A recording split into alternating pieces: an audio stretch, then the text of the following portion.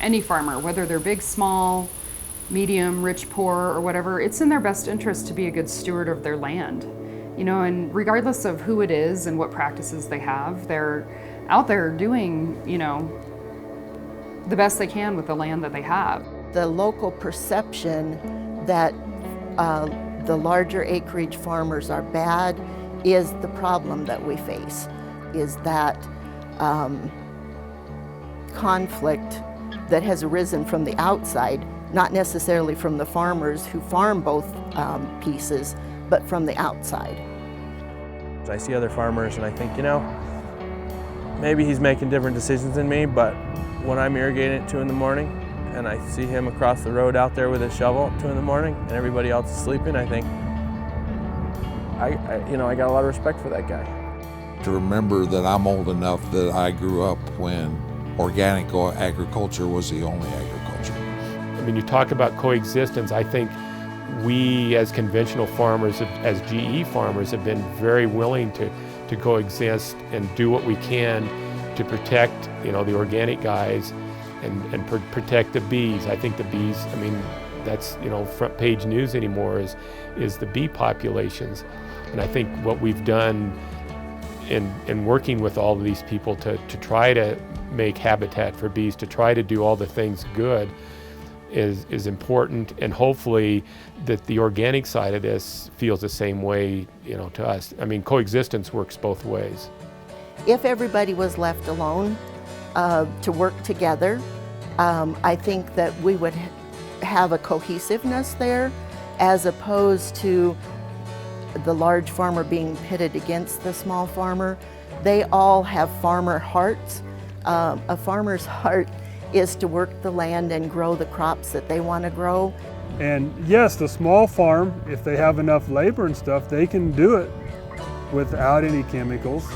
They can do it with all manual labor. However, when you multiply 2 acres times 1,000, the amount of people and the amount of effort that it would take to do 1,000 acres, you soon find out that it's not feasible. We're dealing with weeds based on a lot of mechanical cultivation, a lot of hand pulling, hand weeding. You know, the guys come through and hack out with hose, which, you know, at the end of the day is expensive. You know, we'll bring in, you know, 2 or 3 guys to help out weeding pumpkins sometimes, and it's hard to find those 2 or 3 guys, you know, let alone if you were doing hundreds of acres and needed, you know, crews of 30 or 40, so. It's really, as soon as one thing comes out, we have transplants ready to go in, and another thing's getting planted. So in fields like this, we'll get 2 or 3 crops off of the same field in the same year, and so it's a lot of work. I mean, it's a lot of hours, but at the same time, we're producing an incredible amount of food off of a small space. I think people are always sort of looking for this answer of like, who's doing the right way, who's doing the wrong way, who's doing it harder, who's doing it easier. And I think when you really start understanding farming and spending time around different systems, the conclusions I've come to are, I don't think anybody's got it easy. I think we're all kind of in the same boat. And I think one of the things that's really great about the agriculture community in general is we're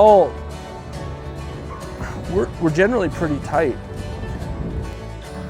I wouldn't say that we necessarily butt heads, but we kind of agree to disagree on some of the farming practices, I guess you could say.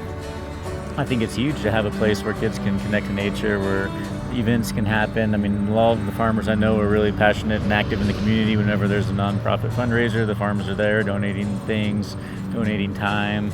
I think it's an integral piece of our community more and more every year here in Boulder County. They have their challenges as well as we do. I mean, they may be a little differently, but the bottom line is we're all trying to stay in business.